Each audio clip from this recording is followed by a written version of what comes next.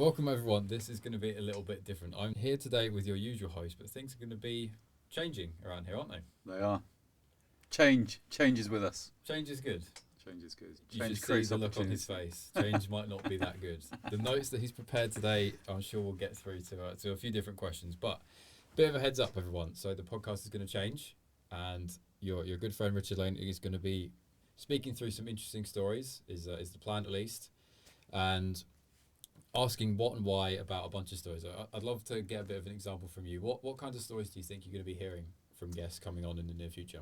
From guests coming on in the near future, we're going to be hearing go-to-market stories. I think there will be stories around sales excellence, sales lessons, sales learnings, obviously the world of lead generation, demand generation, but I guess most importantly, how have our customers and our clients and people in our industry that we respect and acknowledge, how have they helped create success for themselves and for their people and for their customers?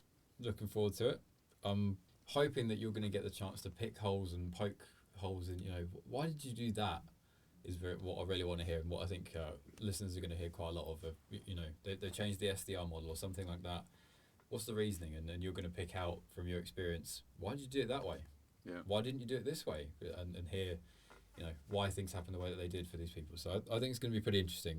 And we're going to add a few different quick fire rounds, a few different ways to get some divisive opinion clips. So I might take you through a couple in a minute. I've got quite a lot, which is why I'm looking at my phone to try and remember some of these.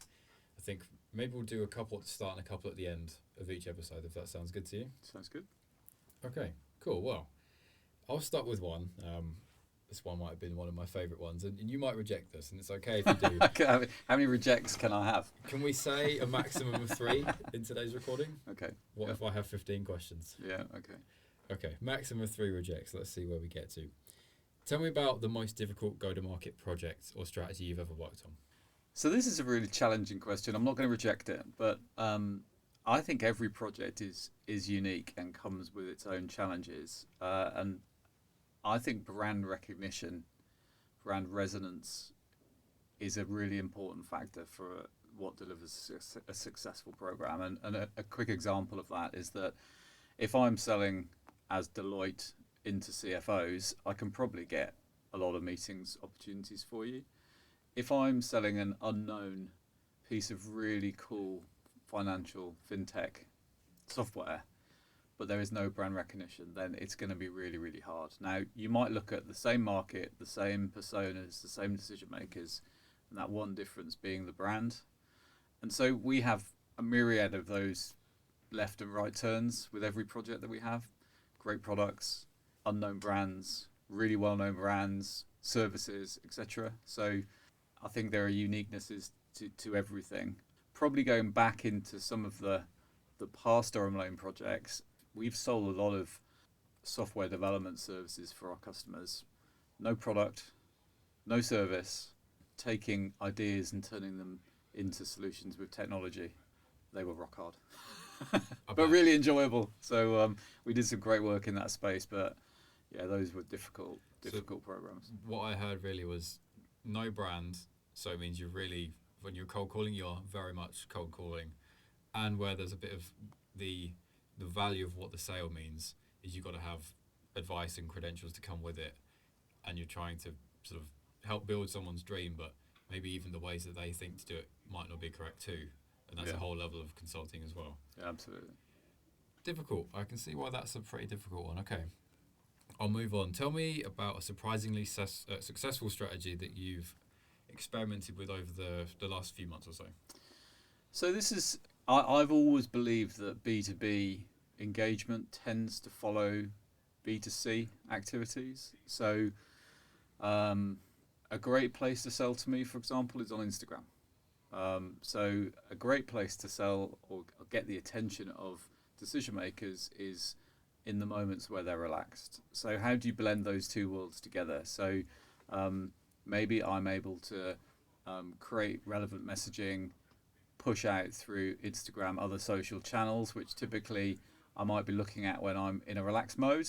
I might even click find out more and fill out a form, which then allows us to then take that forward into a sales motion. What's your Instagram handle? Is the next question on the piece of paper, believe it or not. My handle is Richard M. Lane, I think. Cool. All right, I'll send you a message. Or anyone else listening, feel free to give it a shot. Cool. Name me something that's now table stakes in B2B sales that wasn't as important even just a few months ago.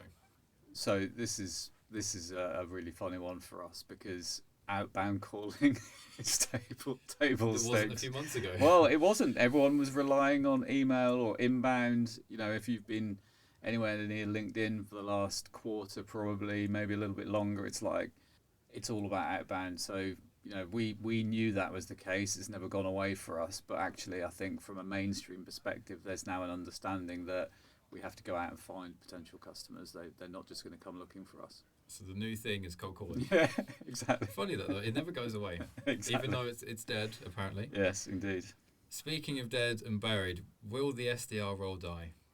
Will the SDR role die? No. Will it evolve? Yes. When I started my career, there wasn't such a thing as SDR. You know, I was a sales executive, I think I was. Telemarketer started off as. So the SDR role really came out through the invent of software sales. Salesforce, Oracle, the others became more of a role. So will it die?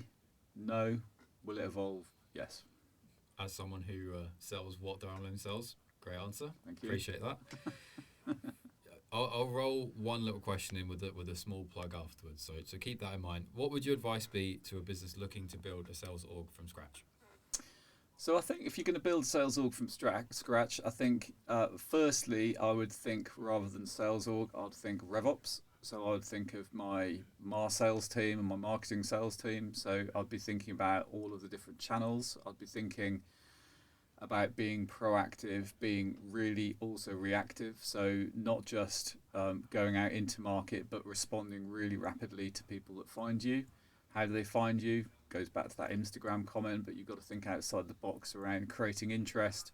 We've built a business around taking flickers of interest, small hand raises, nurturing them through consultative question-led inquisitiveness. One of our mantras is be interested to be interesting. So the more interested you are in people, then the more interesting you become to them. And we've been able to then turn that into revenue. So I think I wouldn't go out and hire a bunch of really expensive people.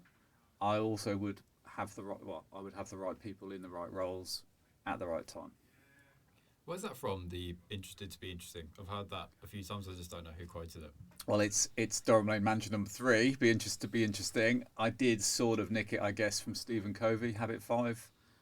Seek first to understand, then to be understood. Durhamlane, Stephen Covey. Yeah, well, I mean, was there first? Habits of Highly Effective People, an amazing book, sort of very pivotal, life-changing book for me when I read it years and years ago. And yeah, I mean, I think we talk about being inquisitive, we talk about being professionally persistent, we talk about business fit and business value, and I think if you are contacting, trying to reach someone because you believe there's a fit and you believe you can add more value to their business than they're going to spend with you, you should have the authority to keep going. There you go. Okay, so folks, that's a sample, I'll say, of some of the types of questioning along the stories that you're going to hear in the near future. At least we think. Let's see. We haven't recorded with anybody yet, so let's do that. If you want to come on, you know where to find us. Oh yes. Let's start the guest list now when we get out of here. But I did mention a quick plug. So I asked you about building a sales team from scratch. We might be doing a webinar about that. Have I told you about that? The webinar? Yes. We've just started those discussions. So excited about the webinar. Started absolutely. It. So I'm sure there'll be a link somewhere in the description below or in the wherever you're watching, listening below to that. So make sure you come along to that. This may be after the webinar, but I'm sure a replay is available. So that'll be good fun. The last thing we're going to do today, and then we can get you out. We've been going for about 10 minutes or so this is a bit of a shorter episode than usual.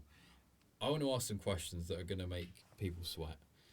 And today I'm only in front of one person who I'm able to make sweat. So, Richard Lane, how much would I have to pay you to become a full-time marketer?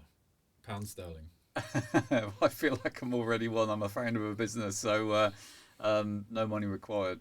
Thanks, Ollie. What a dodge that was. That's the first dodge. Is that that's all right? That's my strike one, is it? Yeah, strike one. I think strike 2 and you might be out. There's only a few questions left. Okay. Well played. I was going to ask you, the next one would be, what job would it be? Okay. Well, I was a marketing director once, actually. So back in my corporate life, I joined a business as a sales director, one of three divisions. Sales director one. It wasn't a massive company. Went through lots of change, and I came in one morning, and the CEO, who was a great guy, he said, "Richard, you're now our marketing director," which I thought was interesting because I had absolutely no experience or credentials, but did some really interesting stuff, particularly around Pareto law, 80-20 analysis. Who are our customers? Who spends the most with us? Where do we get most of our value from? I did that for about 6 months, and then I was moved on to a different role. Down a role or to a different role? No, up to a different role. Very good, very good. Well, good story. Good dodge turned into a good story. I like it. I'll give you both for this one. I think you're going to be asking, if you're speaking to a marketer, the other side of things for a salesperson. Name me a salesperson and or a marketer you really highly respect. So I thought about this one, and I'm gonna go with a book, if that's all right. Sure. So, two guys wrote a book called Beyond Selling Value. Dan Shonker Dan and Mark. I forget their surnames. We can put it in the notes. Book was called Beyond Selling Value.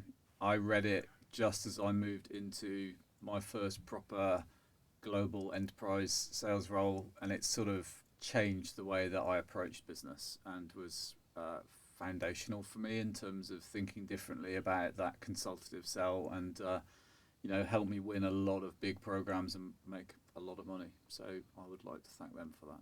I'm sure they're grateful. Halfway through the quick fires, a few more to come then. So I'm not answering in a very quick fire method, am I? I'll have to get used to this for when I'm on the other side. Look, each of these is a LinkedIn post, a great video, and that's a little bit of the behind the napkin there. So this one I could give you 100. Name me one sales phrase and one marketing phrase to ban. Cold calling is dead. Agreed. Marketing phrase, I don't know. I'll have to have half a point for that. Half a point. Okay, you've got half a denial left in you. Okay, let's go. If your career had a warning label on it, what would it say? Has a tendency not to switch off. Okay, me too. Why is that? I just sort of love it. So I think I am addicted. Actually, I was thinking seriously about it, being serious for a second. I was thinking seriously about this a while ago, and I think I am addicted to work. You're in the right line. There you are. I've said it. There we go. Did you see there was a guy on LinkedIn who posted, how people just get swept away with, this is a bit of a meme. He posted basically he discovered what holidays are, and he was presenting it as this novel idea, and people were roasting him of obviously, do you not know what a holiday is? So yeah, I read that and thought, maybe I should have one of those at some point. Yeah. I'm with you. Cool, okay, I got 3 more. How many dodges do we have? Half a dodge. Half a dodge. Okay, you're going to have to spread it out. Yeah. What's something that took you way too long to figure out in your career? Probably still two things. Can I do 2 and get a half point back? Sure. So one thing is sort of that feeling of presenteeism. So I find it very hard to take time out when I feel like I should be working, which when you link that with my last answer is not a great place to be. And the other one is, I guess, delegation, and that feels like a lifelong challenge for me, because in the back of my mind subconsciously I'm always thinking I can do it faster and I can do it better, so why get someone else to do it? I know that is totally wrong. I work on that every day, to delegate, and to delegate effectively allows you to create that 1 + 1 = 3. I think we're related. I've found that so hard. It's always, but I could just do it. I could do it quicker than I could tell like a person who's fresh to a task how to do it, but that's wrong. Yes. And I find it very difficult to write it down properly. And what's also interesting is that it's not frankly true. Yeah. So it's my head's massive for saying that, but it is right. Yeah, I'm the same. And I guess being a founder of an organisation is an area where that demon can thrive, really. Particularly because we tend to employ people at the beginning of their career and then develop them through, and we've got some amazingly proud moments of taking people from sort of joining, not knowing what sales was or what they wanted to do, to becoming hugely successful in some of the biggest companies in the world. And I love that about what we do. But there are a lot of smart people out there, and I'm not the smartest of the lot, definitely. I find it really interesting how a company is often as close to the personality type of the founders as it could possibly be, for better and for worse, which is a really strange thing. I've always noticed that. You've got a sales founder who's brilliant at this, but a bit chaotic in those other ways. Yeah. The business happens to be like that too. Yeah. And I remember the first day of my life of work that the boss, Johnny, said to me, Ollie, what do you know about content? And I said, what's content? It's now what I do. So yeah, it's funny how it goes. Yeah. Okay, 2 more. What's a belief that you used to have about sales or marketing that you have now totally done a 180 on? So, like probably everyone else in our world, I used to think marketing was one thing and sales was another, and I used to get frustrated. My very first job, even in London, Finsbury Circus, working for an IT training company, I used to stay there for a few nights every 6 months, stuffing training brochures into envelopes and posting them off, thinking, this marketing stuff is useless. I remember some campaigns when I worked at a very large software company, thinking, this is nonsense. They are absolutely connected. We run a sales division here. It needs to be one and the same. You need everyone on the same page. You need to just have that revenue lens on everything you do. So a total 180. It's been like that for a long time, frankly, but I think I was probably where a lot of people still are at the beginning of my career, and now I'm in a very different place. Good to hear. Good story. Last one. Save one of the best ones to last. Maybe how much to be a full-time marketer I'll come back to if I could get you to answer it. Finish this sentence. Sales or marketing would be 10 times better if marketers or salespeople just listened more. Listen more. And which group of people was that applicable to? Both. Both, because again, mantra 3, be interested to be interesting.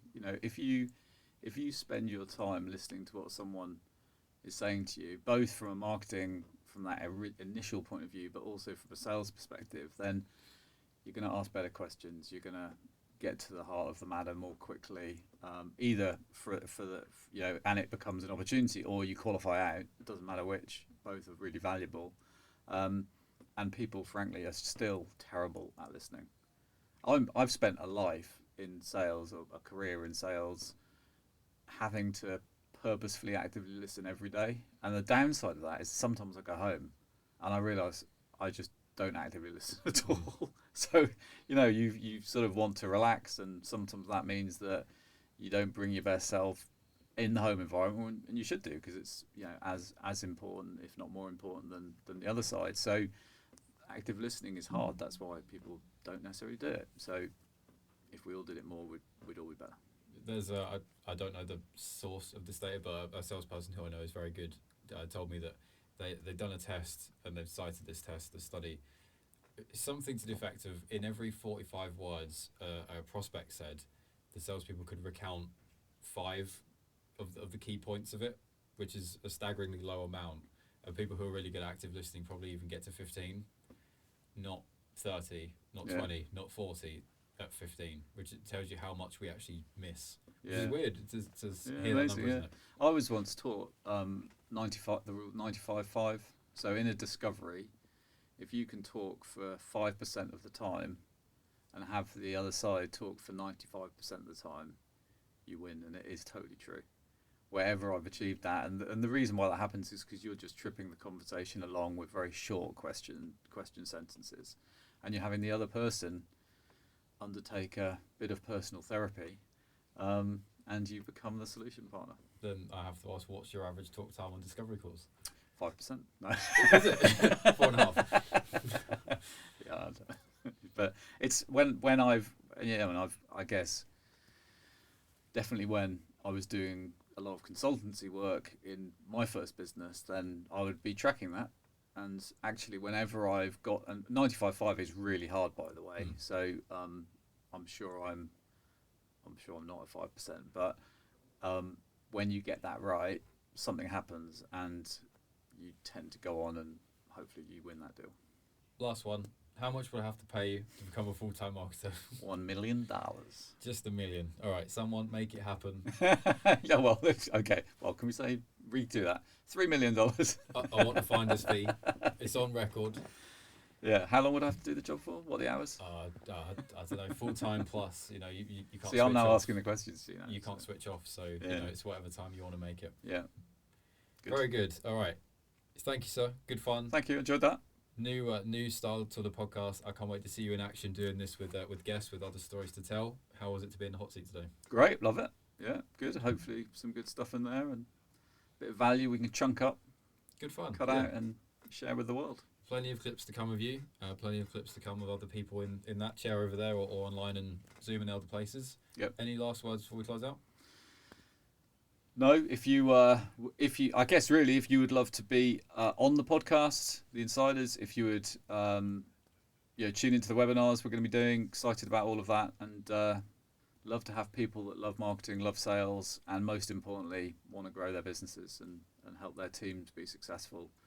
We're here to help with that. Done deal. So like, subscribe, all the rest. All the rest of it. We'll see you on the next one. Cheers, everyone. Thanks a lot. Bye.